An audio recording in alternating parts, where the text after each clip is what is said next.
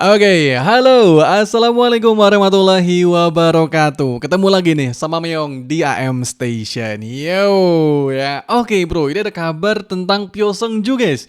Yang tahun kemarin 2025 dia nggak dapet tim gitu, bro ya. Jadi harus nganggur dulu satu musim. Ya nggak nganggur sih, ya dia jadi komentator di KBS. Tapi tahun ini 2026 dia dapet tim akhirnya, bro ya, dan sepertinya akan bergabung dengan tim Pink Spider ini, bro. Waduh, waduh, Mami Pyo Seungju is comeback gitu ya. Kemudian ada transfernya dari Park Jung Ah, guys ya, yang akhirnya dia dapat bantuan lah bisa dibilang, guys ya, dari tim Paper untuk bisa bermain untuk musim depan ya. Dan kabarnya sih akan bermain kembali untuk tim lamanya di tim High Pass ini, bro. Oke, seperti apa ya? Dan beberapa kabar update transfer di tim-tim lain juga nih, guys ya. Kita bahas. Jangan lupa untuk di subscribe dulu ya, di like, di komen, di nyalain loncengnya, dan langsung nih kita monitor.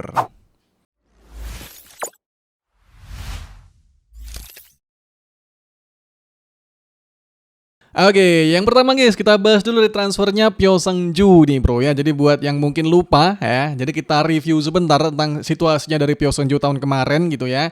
Jadi Pyo Seungju ini pindah ke Jungkwanjang di tahun 2024, statusnya sebagai pemain kompensasi, guys ya, bukan sebagai transfer. Jadi kontrak FA dia itu berlanjut sejak dia sebelum ke Jungkwanjang, yaitu sejak dia di IBK, bro ya. Jadi dia di IBK sudah 2 tahun ya, dan kemudian ditambah 1 tahun di Jongkwanjang ya. Jadi sudah 3 tahun, guys ya.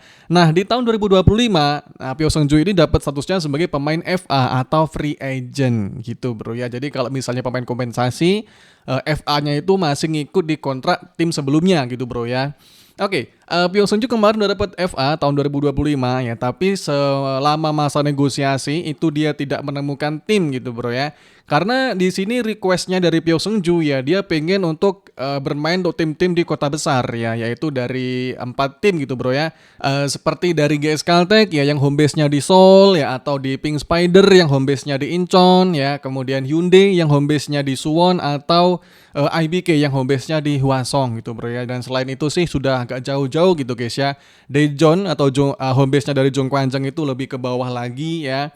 Kemudian High Pass itu lebih jauh lagi, apalagi Pepper di Gwangju itu paling jauh gitu, bro ya. Jadi dari 4 tim itu yang diharapkan oleh Pyo Seungju gitu, bro ya. Tapi selama masa negosiasi 2 minggu tersebut ya, Pyo Seungju tidak mendapatkan tawaran dari 4 tim itu, guys ya.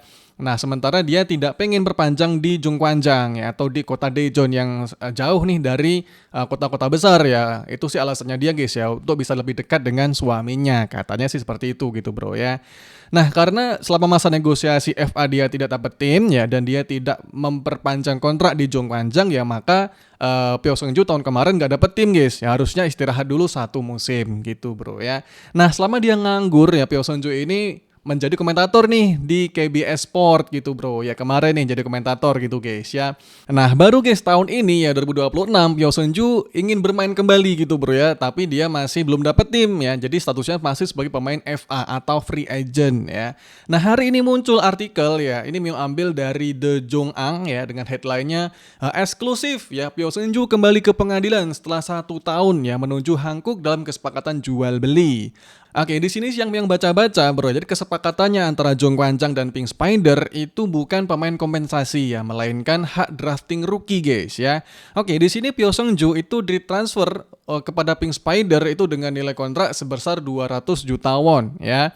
Dan sementara imbalannya untuk Jongkwanjang itu bukan pemain kompensasi ya, tapi melainkan hak drafting rookie, guys ya. Ini mungkin agak mirip dengan transfernya Im Yok-uk dari High Pass ke IBK tahun lalu gitu, bro ya, kalau nggak salah. Im Young-wook itu juga melalui sign and trade ya kepada tim IBK gitu, guys ya. Sementara tim High Pass itu mendapatkan hak drafting rookie-nya IBK ya. Makanya High Pass kemarin dapat drafting rookie 2 kali gitu, guys ya, karena hak memilihnya IBK itu diambil oleh High Pass gitu, bro. Sama. Jadi guys ya, di sini untuk drafting rookie nanti ya, di saat gelombang pertama ya, Pink Spider itu tidak memilih pemain rookie ya. Jadi haknya Pink Spider untuk memilih itu dikasihkan kepada Jongkwanjang untuk memilih gitu, guys ya. Jadi di gelombang pertama Pink Spider tidak bisa memilih ya, sementara Jongkwanjang dapat 2 kali memilih gitu, bro ya. Haknya Jongkwanjang sendiri sekaligus dengan haknya Pink Spider yang diberikan kepada Jong Kwanjang gitu bro ya. Sementara tim-tim lain kayak GS Caltech, IBK, Hyundai itu cuma sekali memilih, yaitu untuk di gelombang pertama gitu bro ya. Sementara gelombang kedua baru nih Pink Spider bisa memilih lagi gitu bro ya, karena hak dia di gelombang kedua masih gitu guys ya. Jadi di gelombang kedua normal nih, semua tim dapat 1 kali giliran gitu bro ya.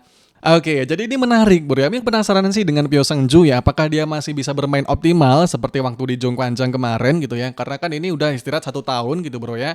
Ya walaupun dia nggak istirahat banget, dia kemarin masih sempat bermain untuk tim Wonder Dogs ya di acaranya Kim Yeon Kyung gitu bro ya.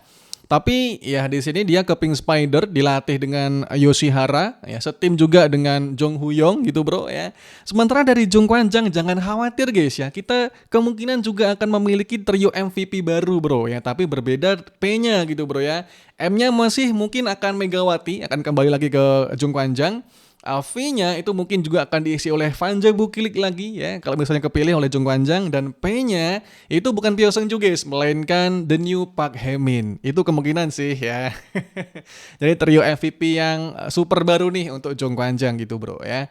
Let's see lah untuk musim depan, gimana nih Pyo Seung-ju di Pink Spider gitu bro ya.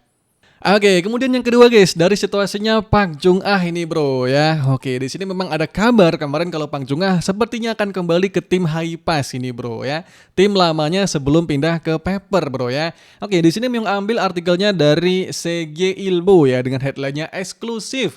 Hitung mundur kembalinya ke perusahaan jalan tol Korea atau Hypas, Clutch Park Jung-ah mengambil langkah pertama menuju sign and trade dengan mendatangani kontrak dengan Pepper Saving Bank. Oke, jadi bro di sini situasinya dari Park Jung-ah itu bisa dibilang dibantulah oleh AI Pepper gitu bro ya. Karena kita tahu sendiri nih kalau dari tim Pepper ini masih belum tahu apakah dia bisa survive atau enggak ya. Tapi statusnya untuk saat ini Pepper masih tim ya. Dia belum resmi bubar gitu bro ya. Jadi masih bisa untuk melakukan sign and trade ya. Oke, jadi di sini bro ya, dari Park Jung-ah itu diperpanjang dulu kontraknya oleh Pepper selama 1 musim ke depan dengan kontrak senilai 180 juta won ya. Dengan gaji pokoknya itu di 150 juta won dan opsinya 30 juta won guys. Ini turun jauh sih bro ya dari total gajinya dia itu waktu dulu ya dari Hypas ke Pepper itu di kontrak sebesar 700 juta won guys. Atau lebih tepatnya di angka 775 juta won bro ya, dengan gaji pokok sebesar 475 juta won ya, plus 300 juta won opsi. Oke, jadi turun jauh guys, sekitar 4 kali lipat turunnya gitu bro ya. Oke, tapi ya mau gimana lagi bro ya, dengan kondisi tim Peppernya yang sudah bangkrut gitu bro ya. Kemudian kondisi gameplaynya dari Park Jung-ah sudah mulai menurun juga, anjlok banget ya, sudah ya sering underperform lah bisa dibilang gitu bro ya. Jadi ini ya menurut Myong dari Park Jung-ah juga harus berterima kasih nih dengan Pepper gitu ya, karena ya dengan kondisi tim yang hampir bangkrut itu masih mau untuk ngebantu Park Jung-ah ya untuk menandatangani sistem sign and trade ini dengan tim Hypas gitu bro ya. Oke, itu sih yang penasaran bro ya, apakah nanti dari Park Jung-ah ini akan bisa performnya kembali seperti dulu ya waktu di tim Hypas, atau masih akan sama aja seperti ini ya, seperti waktu dia bermain di tim Pepper gitu bro ya. Kita nantilah untuk Hypas musim depan gitu bro ya. Nah sementara untuk kondisi pemain lain di tim Pepper ini masih belum jelas ya. Kayak misalnya ada Go Yerim ya, ada Park Eun-so, ini pemain-pemain bagus ya. Ada Lee Won-jong, ada Hanbin juga nih yang FA juga sama dengan Park Jung-ah ya. Ini masih belum tahu ya untuk transfernya seperti apa. Tapi di sini dari Peppernya sendiri sudah bilang ya untuk drafting pemain asing nanti di Ceko ya, di Praha mereka nggak akan ikut gitu bro ya. Jadi cuman ada 6 tim yang nanti akan berangkat ke Ceko untuk pemilihan pemain asing ya, Pepper nggak ikut gitu bro. Jadi itu udah tanda-tanda sih kalau Pepper tidak akan survive tahun depan gitu guys ya. Let's see ya. Semoga lah yang terbaik buat semuanya gitu guys.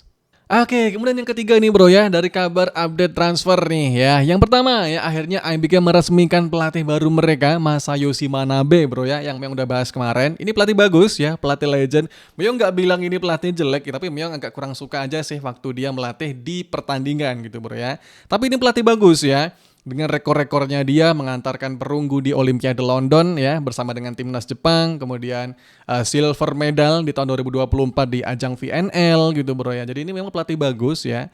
Pelatih yang berdasarkan data dan analisis ya, mirip dengan Yoshihara lah ya. kalau dari behind the scene-nya ya. Tapi cara melatihnya dia di pertandingan itu agak berbeda sih dengan Yoshihara gitu bro ya. Oke, lanjut nih dari tim Hyundai bro ya. Mereka juga memperpanjang kontraknya dari libero mereka Kim Yeon Gyeon gitu guys ya, dengan nilai total kontrak 350 juta won gitu ya. Jadi ini sejak awal rookie sampai sekarang Kim Yeon Gyeon itu belum pernah pindah tim gitu ya. Dan juga kontraknya dari Hanmire diperpanjang juga gitu bro. Jadi ini dari Hyundai, 3 pemain yang FA mereka diperpanjang semua gitu ya. Kim Da-in, Kim Yeon-gyeon, dan Hanmire gitu guys ya.